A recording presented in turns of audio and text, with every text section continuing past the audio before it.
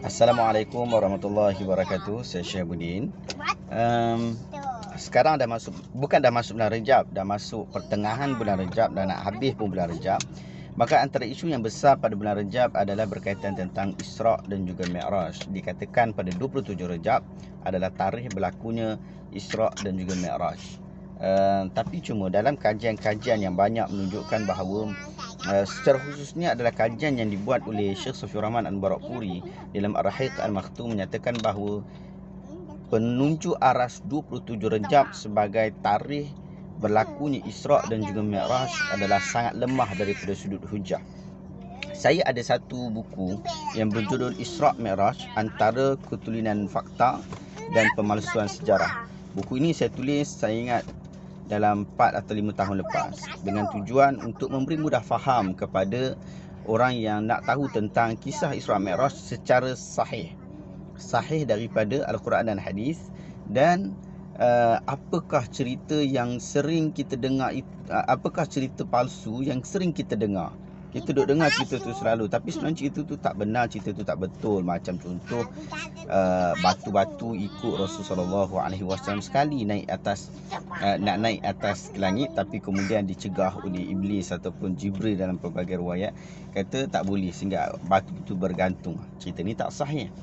Demikian juga cerita-cerita yang berkaitan tentang melihat wanita tua dan sebagainya. Dan ada sebahagian cerita-cerita itu palsu jika kita kata ia berlaku pada malam Isra' dan Mi'raj, tetapi mungkin ia hasan ataupun sahih jika kita kata ia berlaku pada waktu yang lain, seperti ia berlaku dalam mimpi Nabi SAW dan sebagainya. Jadi saya kumpulkan cerita-cerita itu sebagai bagi mudah kepada saya. Dulu saya duduk mengajar Masjid Surau. Jadi bila ada satu buku panduan macam ni, jadi memudahkan saya untuk nak jelaskan kepada masyarakat berkaitan tentang Isra' dan Mi'raj.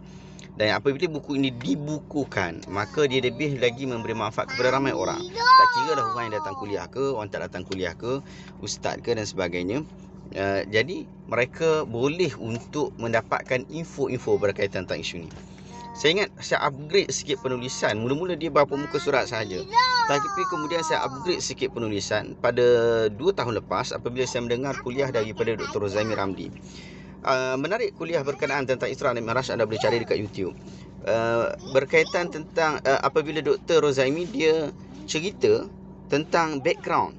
Jadi saya pun tahu tentang background berkenaan. Bahkan saya pernah kuliah banyak kali pun berkaitan tentang background.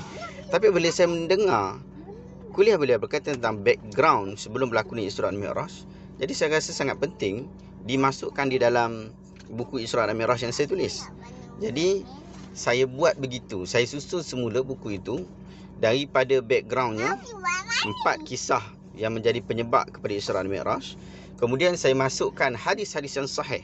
Cerita daripada hadis sahih, khususnya Sahih Al-Bukhari.